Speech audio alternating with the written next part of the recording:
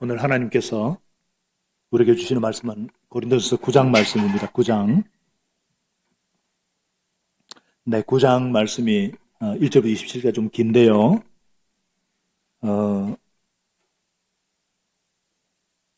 제가 16절부터 읽고 23절까지 읽고 4절부터는 같이 읽겠습니다. 내가 복음을 전할지라도 그것이 나에게 자랑거리가 될 수 없습니다. 나는 어쩔 수 없이 그것을 해야만 합니다.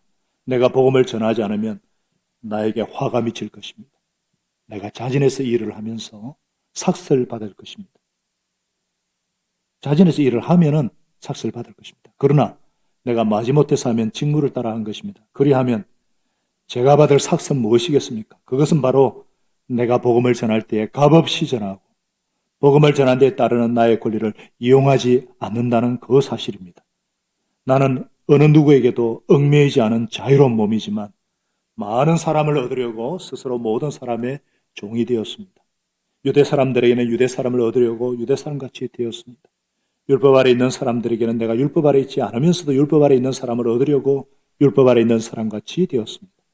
율법 없이 사는 사람들에게는 내가 하나님의 율법이 없이 사는 사람이 아니라 그리스도의 율법 안에서 사는 사람이지만 율법 없이 사는 사람들을 얻으려고 율법 없이 사는 사람같이 되었습니다. 믿음이 약한 사람들에게는 약한 사람들을 얻으려고 약한 사람이 되었습니다. 나는 모든 종류의 사람에게 모든 것이 다 되었습니다. 그것은 내가 어떻게 해서든지 그들 가운데서 몇 사람이라도 구원하려는 것입니다. 나는 복음을 위하여 이 모든 일을 하고 있습니다. 그것은 내가 같이 읽어볼까요? 복에 동참하기 위함입니다. 계속요. 경기장에서 달리기 하는 사람들이 모두 달리지.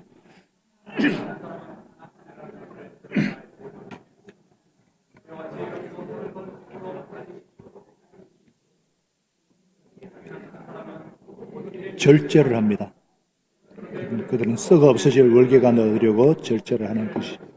우리는 썩지 않을 월계관을 얻으려고 하는 것입니다. 그러므로 나는 목표 없이 달리듯이 달리기를 하는 것이 아닙니다. 나는 허공을 치듯이 건투를 하는 것이 아닙니다. 나는 내 몸을 쳐서 그것은 내가 남에게 복음을 전하고 나서 도리어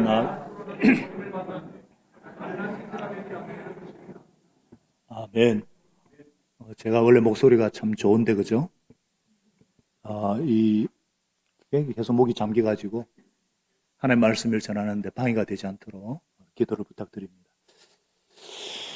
오늘 능력 있는 정말 복음 전도자가 되려면 이러한 제목을 함께 은혜를 나누고자 합니다. 소중하고 참 복된 날입니다. 이런 아름답고 복된 날이 되면은 그런 구호가 참 떠오르네요. 일주일 동안 열심히 일한 당신 떠나라, 쉬어라, 즐겨라. 지금 코로나 3년 동안에 여행을 다니지 못한 분들이 보복 여행이라 그래가지고 막 지금 이리저리 다니고 있습니다. 중국은 5월 1일이 내일이 이제 닷새를 쉬는 내일부터 닷새를 쉬는 노동절이라 그래가지고 황금 연휴입니다. 그래서 이 중국의 그 많은 인구들이 이 황금 연휴를 맞아 여행 예약이 전 세계로 나가는데 급증을 했는데 18배나 폭증을 했어요. 이처럼 사람은 주말이나 연휴가 되면은 수고한 것에 대해서 보상받고 싶은 이 보상 심리가 작동을 합니다. 특히 바쁜 현대 사회를 살아가면서 내가 누릴 수 있는 권한, 내가 누릴 수 있는 권리를 하나도 빠지지 않고 다 챙기고 싶고 보장받고 싶은 것이 사람의 마음이죠. 열심히 공부하는 이유도 더 나은 보상을 얻기 위해서, 또 열심히 일을 하고 성진을 위해서 애를 쓰는 이유도 더 나은 보상을 위해서죠. 문제는 내가 그렇게 해도 잘 되지 않을 때가 있다는 게 문제죠. 마음 먹고 여행을 갔지만은 도로 피곤해가지고 아이고 빨리 집에 돌아가야 되겠다. 또 열심히 수고했는데 열매가 따라오지 않는 경우가 많죠. 그런 점에서 보면은 참 우리 그리스도인들은 복받은 사람들입니다. 확실한 보상이 있고 상이 있습니다. 열매가 있고 보람이 있어요. 25절에 보니까 썩지 않을 월계관이 분명히 있다고 성경은 말씀하고 있습니다. 성경 거짓말하지 않거든요. 사실 예수님의 삶이 그러셨지 않습니까? 자기 권리를 포기하고 섬기고 희생하고 이렇게 순종하는 삶을 사셨지만 그로 인해서 수많은 영혼들이 구원을 받고 히브리 12장에 있듯이 하늘 영광과 그 부활의 기쁨을 위해서 현재의 부끄러움, 십자가를 참으셨다 그러셨어요. 그 결과 하나님 보좌 우편에 앉으셨어. 지금도 만유의 주가 되셨느니라. 그렇기 때문에 아무리 보상 심리가 판을 치고 자기 권리를 주장하는 세상이라지만 하나님의 자녀, 예수 제자다운 삶은 어떤 삶이겠어요? 우리가 뭐 누릴 거 다 누리고 뭐 주장할 거 다 주장하는 거 그거 하나님의 자녀다운 삶 맞습니까? 예수 제자의 삶 맞습니까? 예수님이 그러지 않으셨는데 그죠? 그래서 우리는 두 가지 마음이 항상 공존하는 것 같아요. 예수님처럼 그렇게 살고 싶다. 또 한쪽은 좀 쉬고 싶다. 저도 마찬가지예요. 저도 인간이니까. 이 하나님의 일, 하나님의 사역은 왜 이렇게 끊이지 않고 계속되죠? 여러분 그런 생각, 특별히 이제 한금 연휴가 있는 5월달이 되면은 뭐 5월에 연휴도 많아요, 그죠? 막 좀 물론 우리 효도관광가 우리도 할 거 다 합니다만은 그래요. 우리는 모든 걸 할 자유가 있어요. 그러나 그 자유를 도리어 복음의 종이 돼서 포기를 한 사람이 나오고 오히려 부름의 상을 위해 달려가면서 우리 보고 그렇게 살아라 이렇게 권면하는 사람이 나옵니다. 오늘 바로 본문이 바로 이렇게 자기 권리를 어떻게 포기하고 더 큰 상을 위해 달려갈 수 있는가 그 비결을 말씀해 주고 있습니다. 어떻게 그것이 가능한가? 어떻게 그런 삶을 살 수 있을까? 우리가 능력 있는 사역자가 되고 싶고 능력 있는 복음 전도자가 되고 싶은 소원이 있는데 어떻게 그렇게 살 수가 있을까요? 그것은 첫째로 복음의 감격에 사로잡혀야 된다. 다 같이요. 복음의 감격에 사로잡혀야 된다. 그래요. 사람은 어딘가에 사로잡혀 살기를 원합니다. 그래서 내 모든 것을 투자할 만한 대상을 만날 때에 그때가 가장 행복하기 때문이죠. 그래서 누구를 만나느냐? 인생을 결정하죠. 어떤 나라에 태어나느냐? 조국을 결정합니다. 지금 수단이나 저런 나라에 태어났는데 사람들 얼마나 지금 힘들어요. 보트 피플들이 전 세계 수백만이에요. 어떤 부모를 만나느냐? 그 사람의 성품과 인격과 인생의 큰 줄기를 결정할 수 있어요. 어떤 배우자를 만나느냐? 가정을 결정하고 어떤 신을 만나느냐? 인생과 영혼과 영생을 결정합니다. 특별히 예수 그리스도를 만나느냐 만나지 못하느냐 그 사람의 인생의 중요한 분기점이 됩니다. 그리스도를 만나는 인생과 만나지 못하는 인생은 출발부터 영혼까지가 달라요. 한 청년이 예수 그리스도를 만났습니다. 이름이 바뀌었어요.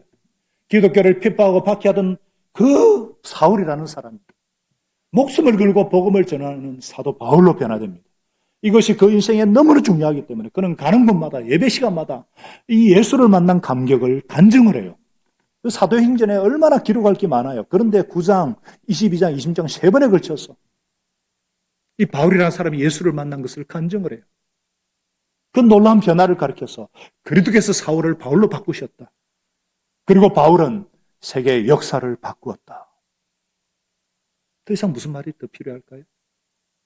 이 사람을 인해서 종교적인, 사회, 정치적인, 모든 문화적인 엄청난 영향력을 인류 역사에 끼칩니다.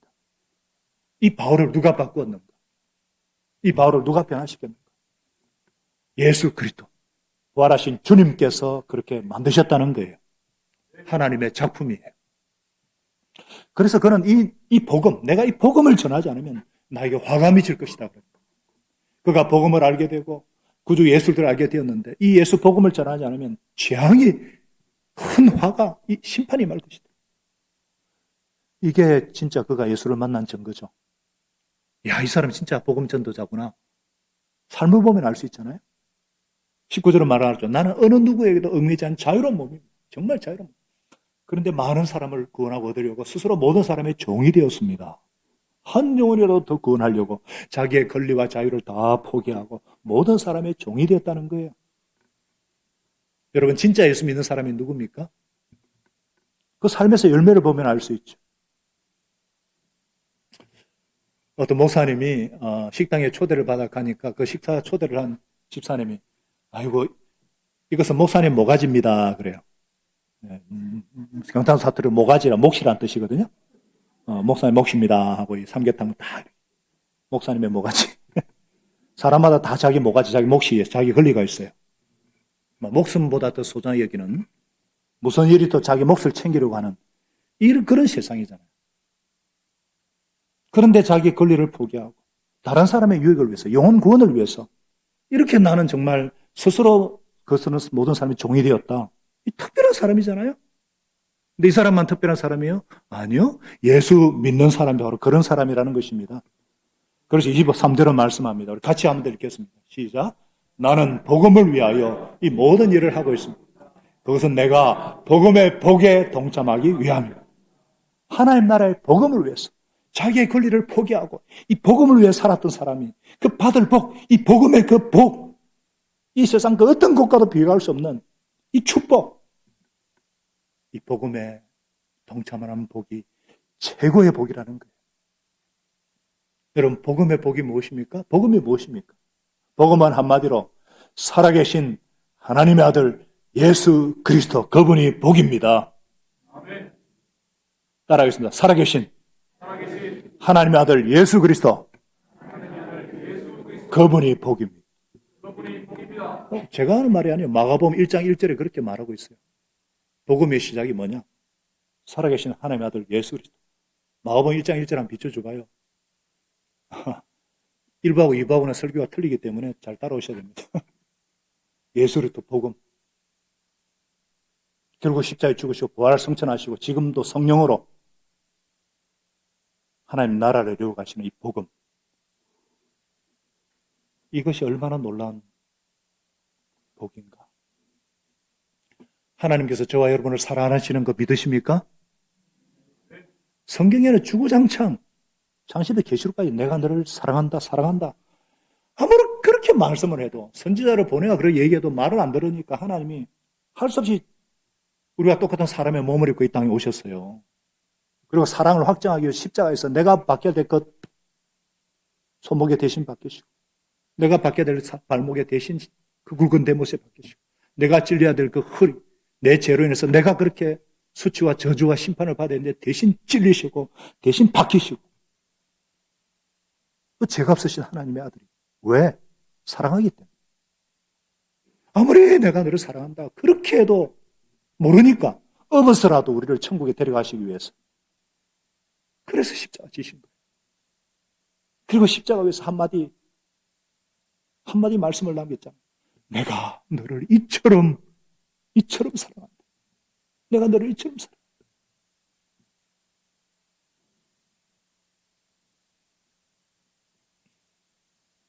그 죽으시고 부활하신 예수님께서 그 핍박자 사울을 찾아오셔가지고 사울아 네가 왜 나를 핍박하냐. 두 번이나 이 핍박자 박혀자 이 사울을 사로잡으신 이 사랑의 음성 우리도 그렇지 않습니까? 정오야. 이 자리에 앉으신 한 분 한 분은 바로 부활하신 예수님께서 우리 한 사람의 이름을 부르시고 아시고 이 자리에 앉혀 넣으셨기 때문에 오신 줄로 믿습니다.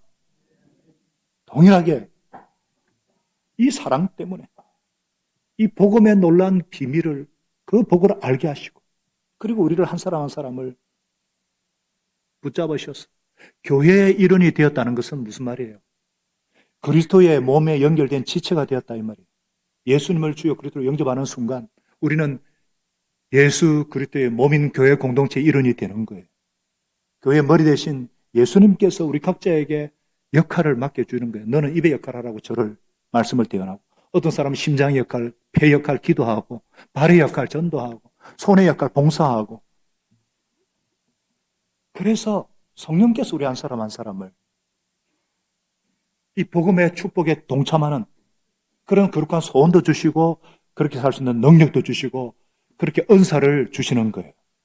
그래서 성령 충만받고 성령의 능력을 받을 때 능력 있는 복음 전도의 삶을 살게 하시는 이 성령님의 역사를 찬양합니다. 이 복음의 감격, 바울은 언제든지 복음의 감격에 사로잡혔어요. 우리 교회를 통해서 이 복음의 풍성함을 누리게 하시고 예수 이름으로 합심 기도할 때에 기사와 이적이 나타나는 것을 감사합니다. 우리가 얼마나 많은 기도 응답의 역사가 있어요. 기적과 기사가 나타나지 않습니까?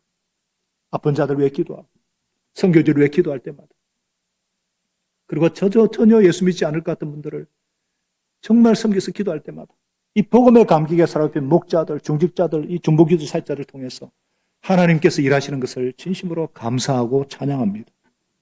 바울이 부활의 주님을 만났듯이 내 삶과 내 사역에 이 부활의 주님의 음성이 들리고, 예수님은 내 안에서 24시간 떠나질 않으세요. 문제는 우리가 그걸 자꾸 놓치고 세상의 소리, 세상의 어떤 그런 부정적이고 죽음의 소식을 듣고 거기에 매여 있으니까 이 부활하신 주님의 자꾸 음성이 안 들리는 거예요. 그래서 우리 이 시간 우리가 다시 한번 예수 십자가 부활의 복음의 그 감격에 나와 함께 하시는 예수 그리스도의 손을, 부활하신 예수님의 손을, 성령님의 손을 꽉 붙잡으시기를 축복합니다. 아멘. 저의 간절한 소원은 우리 한 분 한 분이 정말 부활하신 예수님을 날마다 경험하고 부활하신 주님의 손을 꽉 붙잡고 오순절에 마신 성령님의 역사가 여러분의 가정에, 여러분의 일터에, 여러분의 삶의 현장에 떨어지게 하시고 나타나게 하시기를, 우리 교회에 나타나게 하시기를 계속해서 축복하고 기도합니다. 우리가 이 복음의 감격에 사로잡힐 때 능력 있는 복음 전도자가 될 수 있고 주님의 일을 사역하는 사역자가 될 수가 있는 것입니다.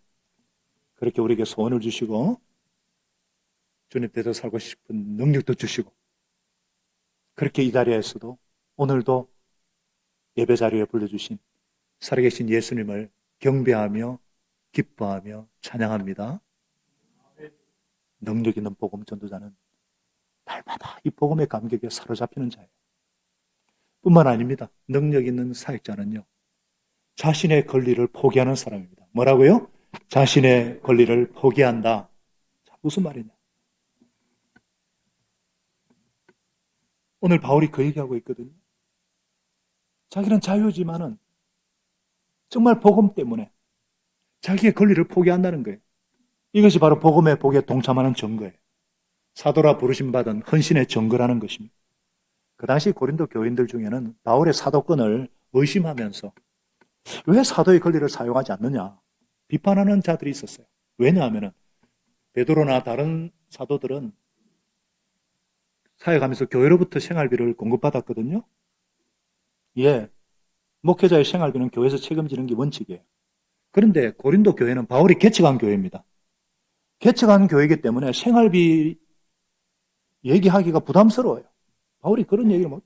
그래서 사도로서 권리를 행사할 수 있지만은 그것을 거부하고 사도행 18장 3절에 보면 천막 일을 하면서, 천막 만드는 일을 하면서 복음 사역을 했다는 거예요. 물론 그것 때문에 브리스길라와 아울라 같은 생명의 동력자도 만나는 복을 누리게 되었는데요. 바울도 얼마든지 먹고 마실 자유가 있어요. 베드로처럼 아내를 데리고 다닐 권리도 있고 교회 후원받을 권리도 있어요. 7절에서는 일반 직업을 가진 예를 봐도 그래야 되고 이렇게 말씀하고 있는 거예요. 8절부터는 성경에서도 그렇게 하라고 분명히 율법에도 그렇게 되어 있거든요. 심지어 예수님께서도 일꾼이 삭슬 받는 것이 마땅하다, 그렇게 명하셨다고 말씀을 하고 있어요. 바울이 무슨 사도 자격이 부족해서 그런 거 아니에요. 다른 사도들처럼 부활하신 예수님을 만났습니다. 그리고 복음을 전하는 사역자로서 바로 열매가 바로 당신들이 아닙니까? 고린도 교회가 바로 바울의 그 열매거든요. 그런데 그런 그가 자기 권리를 주장하지 않고 포기하는 이유는 단 하나, 그리스도의 복음을 전하는 데 지장을 주지 않기 위해서. 할렐루야. 내가 이 권리를 쓰느냐 안 쓰느냐 유일한 기준점이 뭐냐? 그리스도의 복음이 온전히 전거되기 위해서라는 거예요. 얼마나 하나님 앞에서 그가 정말 겸손하고 진실하고 교회의 유익이 되기를 원하는 그런 확신이 있잖아요. 내적인 확신이. 누가 뭐라 하든지 정말 겸손하게 하나님의 영광을 위해서. 이게 복음의 종의 자세예요. 저와 여러분은 나를 위해 생명 주신 이 주님께 나의 몸과 나의 시간과 나의 물질과 헌신을 하고 계십니까? 우리는 자유인이지만 복음에 종된 자유인이라는 이런 분명한 정체성, 여기에 진정한 영적 권위가 나온다는 것을 믿으시기를 축복합니다. 목회자나 평신도들은요, 모두 주님께 부름받은 종이에요. 저 같은 목회자는요, 교회에서 생활비를 받고 풀타임으로 사역하고, 여러분 같은 평신도들은 뭐예요? 일터에서 풀타임으로 사역하는. 그러니까 생활비를 받느냐 안 받느냐 그 차이를 빼고 목회자나 평신도는 동일하게 주님의 종이고요. 풀타임 사역자예요. 그래서 평신도 사역자, 심지어 목자들을 보고 평신도 목회자 이런 말을 씁니다. 은사대로 하는 거죠. 사역의 목표는 똑같아요. 복음의 아름다운, 그분의 아름다운 덕을 선전하는 거예요. 그래서 베드로전서 2장 9절을 말씀합니다. 다 같이 읽어볼까요? 시작. 그러나 여러분은 택하심을 받은 족속이요 왕과 같은 제사장들이요 거룩한 민족이요 하나님의 소유가 된 백성입니다. 그래서 여러분을 어둠에서 불러내어 자기의 놀라운 빛 가운데로 인도하신 분의 그 업적을 여러분이 선포하는 것입니다. 아멘. 그래요. 우리 교회가 부족하지만은 예수님의 아름다운 덕을 선전하고 예수님의 하신 일을 나타내고 그래서 복음이 선포되어지고 영혼들이 구원 일어나는 이유가 뭐냐? 우리 목자, 목녀들이 자기 권리를 포기하기 때문이에요. 목장은요, 가정교회이기 때문에 집집마다 돌아가면서 모여있는 것이 원칙이에요. 사도행전 2장 42절에도 집집이 돌아가면서 모였다 그랬어요. 그래야 그 가정에 하나님의 임재와 축복이 임하거든요. 목자 집에서만 축복받으면 안 되잖아요. 목장 식구.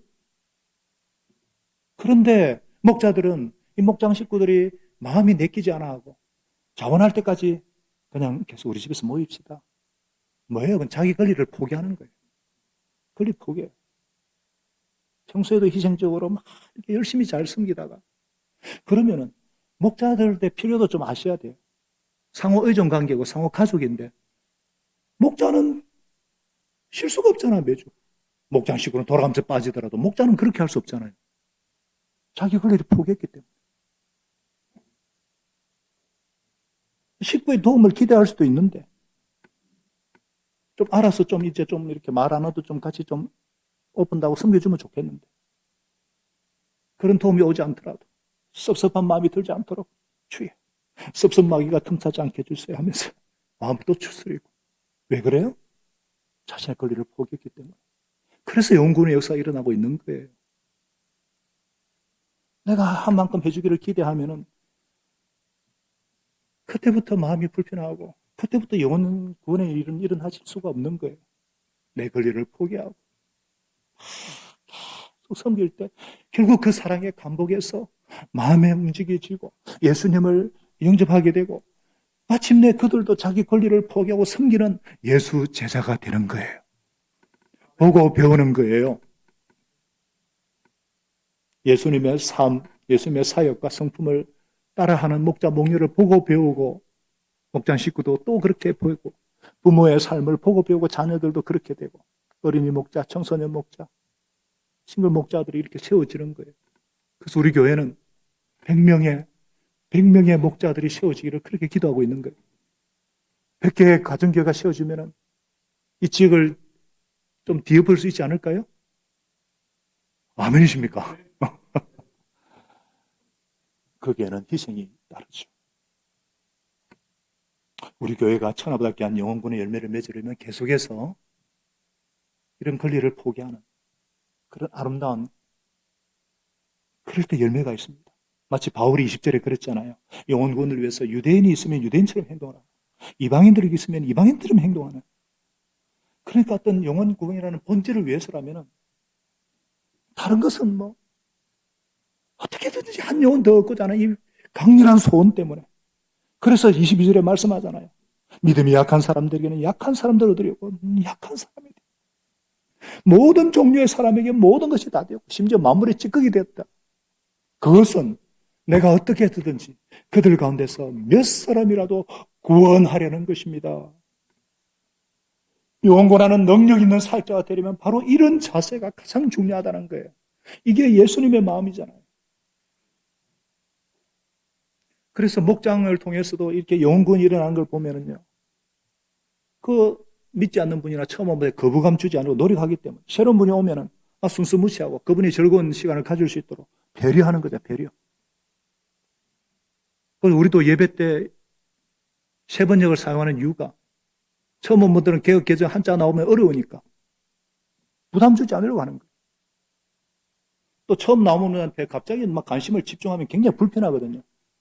그래서 방문자 소개 때도 뭐 일으키지 않고 그래서 새 가족들이 우리 교회 오면은 참 편하대요. 자기한테 너무 찝찝되지 않아서. 어떤 교회는 가면은요, 처음 왔다고 다 이렇게 채우고, 사랑해, 5분이나 채워주는 거야, 노래 부르면서. 이것처럼 불편한 게 어디 있어요? 제가 막 이렇게 절에 갔다. 스님들이 다 와가지고, 나무간시연보살 왔다고, 중생이 왔다고 이렇게 한다면 또 가고 싶겠어요? 전도가 안 되는 교회 가보면은요, 모든 것이 믿는 사람 중심. 프로그램도 그렇고, 설교도. 자기들끼리는 분위기 따뜻하고 좋다고 느낄지 모르는데 너무 친해가 딱 뭉쳐 있으면 예수 믿어야 될 분 진짜 새로운 분들이 비집고 들어갈 틈이 없죠. 우리는 언제든지 예수님처럼 바울처럼 구원받지 못한 분들이 하나님께 얼마나 소중한 분들인가 그걸 알아야 된다는 거예요. 믿음이 없거나 연약한 자를 배려하는 마음이 생기려면은 멸망에 가는 사람들을 향한 하나님의 소원을 알아야 됩니다. 하나님은요, 모든 사람이 다 구원 얻기를 원하시고 진리 대신 예수님을 알게 되기를 원하십니다. 하나님께서는 아무도 멸망하지 않고 다 회개하는 데 이르기를 원하십니다. 그래서 죄인 한 명이 회개하고 돌아올 때 천사들과 더불어 기뻐한다. 이게 하나님의 기쁨이에요. 이게 하나님의 소원이에요. 이걸 안다면은 관심을 어디에 두어야 되겠습니까? 이제 제발 목장에서 목자님이 나한테 관심 안 가진다고 삐치지 마시고 목사님이 나한테 좀 더 알고 인사 안 해준다고 삐치지 마시고 저는 새 가지 오면 눈이 반짝반짝합니다. 이해를 해 주시기를 바랍니다. 주님의 마음이니까요.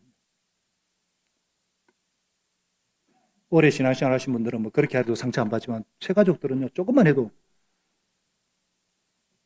그래서 우리가 하나님의 소원을 나는 뭐 하나님의 소원이 뭐가 잘 안 생깁니다 하시는 분들은 정말 기도하셔야 돼요. 주님의 마음이 무엇인가? 구원받지 못한 사람에 대한 배려나 안타까운 마음이 없는 분들은 그들을 향한 주님의 마음을 달라고 기도하셔야 돼요. 그러면 영혼군에 대한 관심을 갖게 되고 정말 그때 기뻐하시는 하나님의 기쁨을 맛보게 되는 거예요. 우리 모두가. 그래서 우리 교회는 한 영혼이 오면 다 기뻐하는 이유가 그거예요. 바울은요 18절에 그렇게 말합니다. 내가 밭을 사시 무엇이겠습니까? 그것은 내가 복음을 전하는데 값없이 전하고 자기가 값없이 받았으니까 값없이 전하고 복음 전하는 데 따른 나의 권리를 이용하지 않는다는 그 사실. 고린도 교회 성도들 너희가 내 보수 안 줘도 된다. 하나님이 다 주신다 이 말이에요. 자기 권리를 포기하고 값없이 받은 이 구원의 복음, 이 예수 부활의 복음을 내가 정말 이렇게 전하는 그 자체가 삭시다는 거예요. 그 자체가 충분한 보상이다. 멋있잖아요? 감동적이잖아요? 저도 이렇게 바울처럼 살고 싶은데요. 축복을 흘려보내는 그 자체가 감격이고 보상이라는 거예요. 나같이 소망 없는 사람, 원수된 자, 그런 내가 하나님 마음을 알아가고 하나님의 사람으로 다듬어져 가는 이 자체가 너무 감격이고 너무 감사고 너무 큰 상급이고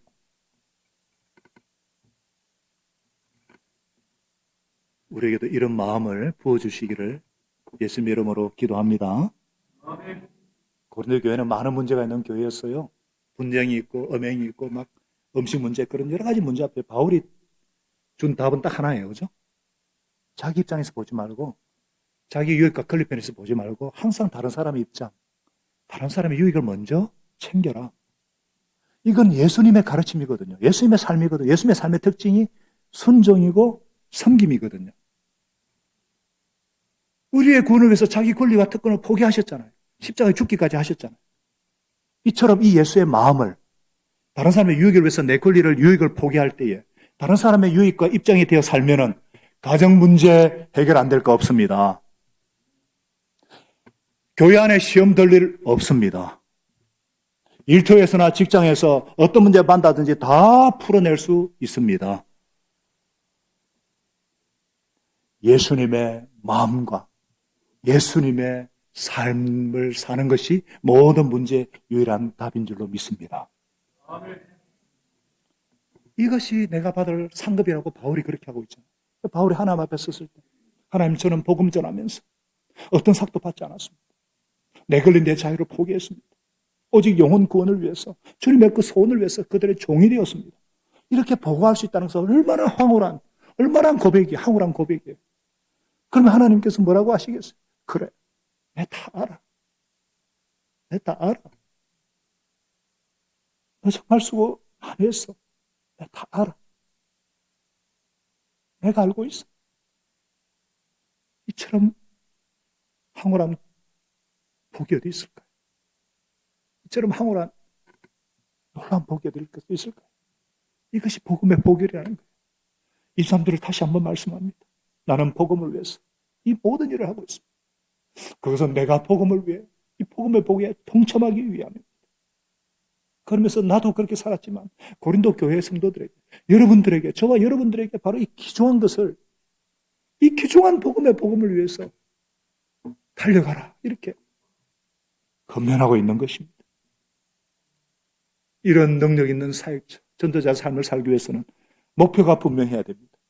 천국의 상급을 목표로 한다. 다 같이요? 천국의 상급을 목표로 일한다. 그래요. 그래서 23절은 말씀하잖아요.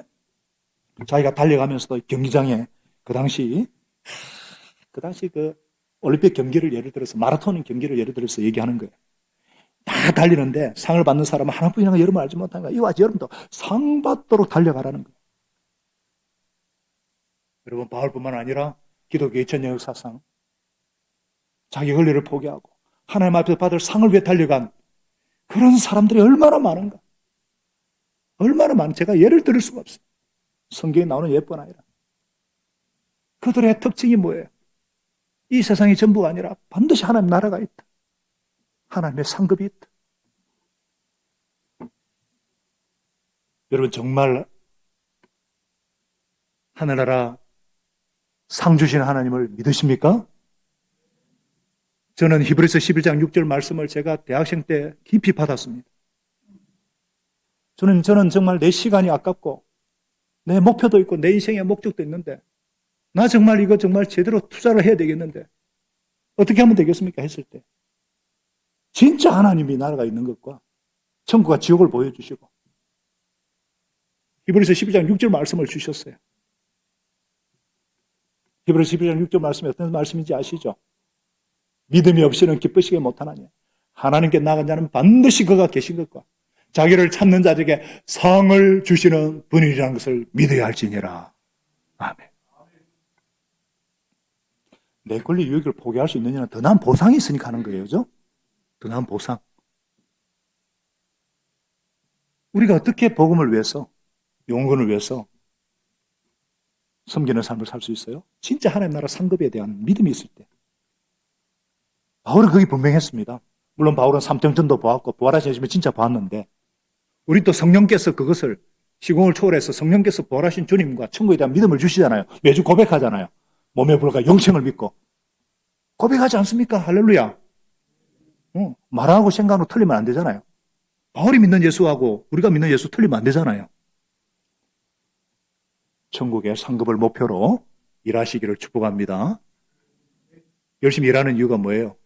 열심히 일한 당신 떠나라. 휴가가 있고 보상이 있고 월급이 있으니까 우리가 출장 나온 것처럼 하나님은 반드시 상을 주시는 거예요. 아이고, 목사님 무슨 상가, 내가 별로 상가 없어도 돼요. 이런 분들은 잘 이해를 못 하실 건데, 우리가 이 자연 세계를 초월한 초자연적인 세계를 참 상상하는 거 불가합니다. 제가 설명도 하기 힘들어요. 근데 성경에는요, 계속해서 상에 대해서 얘기하고 있어요. 특별히 상에 대해서 제일 말씀하신 분이 누구냐? 예수님이에요. 예수님이 거짓말 하시겠어요? 마태복음 5장 12절에 너희들이 나 때문에 모욕받고 손해보고 비난받고 복이 있다. 기뻐하고 즐거워해라. 하늘에서 받을 너희의 뭐가 크다고요? 상이 크기 때문에. 상이 크기 때문에. 그래서 희생하고 손해보는 거 아니다? 상이 있다. 이 땅에서도 예수님을 닮을 수 있는 복을 주실 뿐만 아니라 보람과 열매도 주시고 마지막에 상. 이 상은 정말 상상을 못합니다. 상에 대해서 제가 얘기 좀 할까요? 그럼 여러분 밥 못 먹는데 상이에요. 우리 아이들이 어릴 때 그죠? 열심히 숙제하는 이유가 참 잘했어요. 상 받으려고 그죠? 어떻게 하면은 이 천국에서 상을 받을 수 있는가? 목표가 분명해야 됩니다. 목표. 따라하겠습니다. 목표가 분명해야 된다. 26절은 말씀하죠. 나는 목표 없이 달리게 하는 것이 아니라는 거예요. 허공치도 하면 안 됩니다. 분명하게 바깥 날리듯이 이 목적이 분명해야 된다는 거예요. 하나님이 원하시는 그 소원에 집중하라는 거죠. 우리 교회를 예를 들면 우리 교회가 그래도 비교적 건강하게 성경적인 교회 되고자 이렇게 한결같이 그는 존재 목적이 분명하기 때문에 다 같이요. 영혼군하고 제자 만드는 예수님의 소원에 분명하게 포커스를 두기 때문에 이걸 되풀이하고 하다 보니까 유치부 아이들도 알아요. 영혼군, 예수 제자 되기 이랍니다. 근데 우리가 이거 잊어버리기 쉬워요? 자꾸 행사라든지 이게 많아지면은 관리하는 데 집중하면은 그렇게 될 수 있습니다. 우리는 날마다 새롭게 관리 아닙니다. 영혼권입니다. 영혼권은 시작입니다. 예수 제자가 되는 것이고 제자를 만드는 것입니다. 개인도 그래요. 저도 이거 분명한 목표가 있기 때문에 항상 제가 그걸 놓치지 않습니다. 제가 예수님 닮아가는 것, 내 생에 예수 닮은 제자를 세우는 것, 목자거든요. 그래서 어린이 목자, 청소년, 우리 교회 100명의 주님 제 생에 목자를 될지 안 되면 주님께 세워주시면 참 좋겠습니다. 예수님의 삶을 재현해내는 예수 제자. 예수님이 하신 그 일을 그대로 하고 예수님의 성품을 닮은 그게 현재적으로 우리 교회에 주신 신약교회 회복이니까 가정교회이기 때문에 목표가 분명하기 때문에 집중하는 거예요. 그러면 하나님께서 반드시 상을 주실 줄로 믿습니다. 이를 위해서 두 번째 해야 될 게 뭐예요? 절제한다. 다 같이요. 절제한다. 25절은 말씀하죠. 경계에 나서는 사람은 모든 일에 절제를 합니다. 그들은 썩 없이지 월계관 얻으려고 절제하지만 썩지 않을 월계관, 영광의 면류관, 생명의 면류관, 의의 면류관. 그리고 나는 내 몸을 쳐서 굴복시킵니다. 스스로 구원의 대열에 떨어지지 않도록. 얼마나 바울이 자기 절제가 뛰어난 사람이죠. 그러니까 세상 우리 올림픽이나 월드컵이나 이 선수도 메달 따기 위해서 그 걷기 훈련, 상상 초월이죠. 성공한 사람 치고 어떤 분야든지 성공한 사람 치고 절제하지 않으면서 성공한 사람 없습니다. 성공한 사람 이꼬르 절제한 사람이란 딱 등식이 있습니다. 똑같습니다. 영적인 세계도 절제, 셀프 컨트롤, 말씀과 기도, 새벽 기도도 절제 훈련이거든요. 어떤 작정을 하고 시간을 작정하잖아요. 정해서 특별한 장소에서 잘 거 다 자고 하고 싶은 거 다 하고 그럼 절대로 못하죠. 절제가 있어야 되는 거잖아요. 믿음이 자라려면은 주님께서 우리 안에 소원 주시지만 내 편에서도 노력과 절제가 있어야죠. 밤 늦게 볼 거 다 보고 먹고 다 먹고 하다가 어떻게 새벽을 깨운다. 그거는 하나님을 시험하는 것입니다. 절제하려면 일찍 자야 되죠. 에너지를 집중해야 돼요.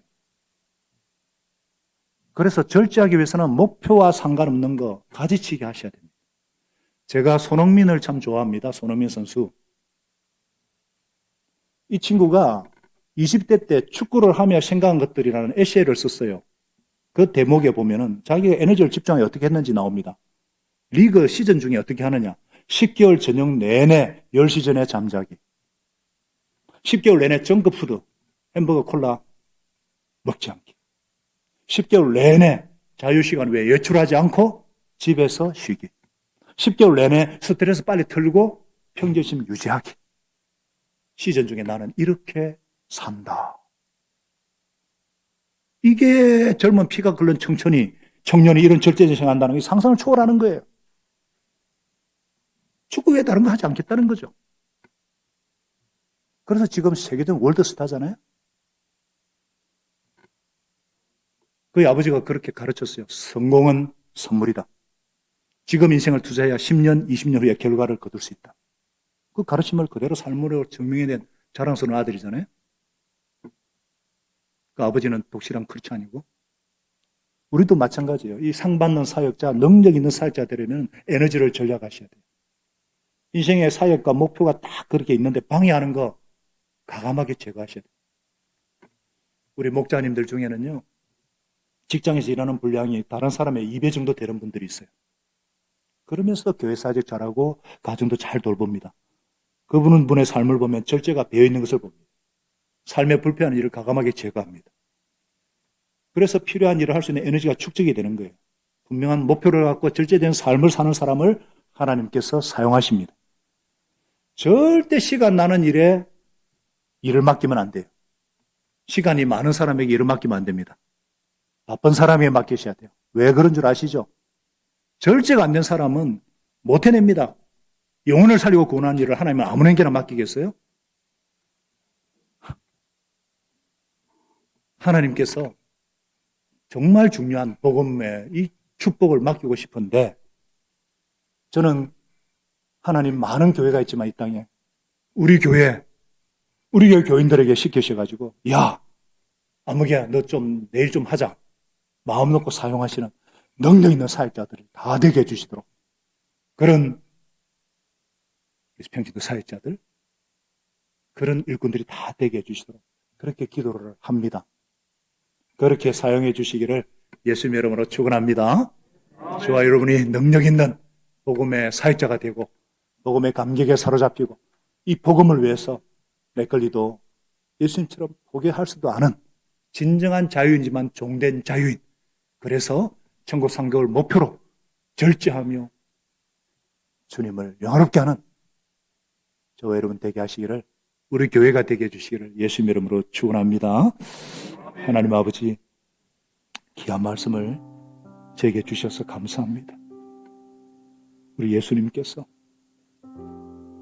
율법의 노예가 되고 어둠의 노예가 되었던 사울을, 핍박자 원수 사울을 사로잡아 주셔서 부활하신 주님이 친히 그를 만나 주시고 그를 변화시키셔서 복음의 종이 되게 하시고 복음의 복에 참여하는 특권을 주시고 그 축복을 위해서 자기 권리도 포기하고 자유도 포기하는 그의 아름다운 삶을 통해서 얼마나 많은 생명들이 구원을 받고,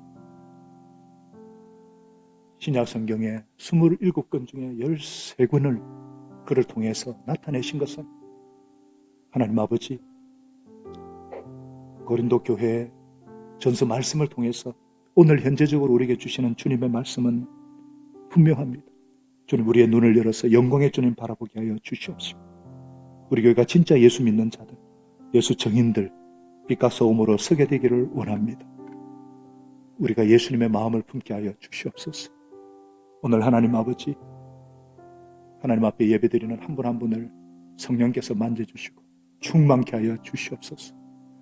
예수님의 마음을 가지고 하늘 영광 권리 포기하시고 나를 위해 생명 주시되 죽기까지 내어주신 주님의 아름다운 삶을 따라가고자 하는 우리 한 분 한 분의 삶의 여정 가운데 성령께서 소원 주시고 힘 주시고 은혜 주시고, 특별히 가정교회를 책임지고 섬기는 목자 목류들 하나님 성령으로 충만케 하여 주시고, 생명의 동력자들 목자 식구들 함께 이 몸된 교회를 세워가며 우리가 연합으로 모일 때 우리 신앙 고백이 삶의 현장으로 재현되어지는 아름다운 삶을 살아낼 수 있도록 주님 축복하여 주시옵소서.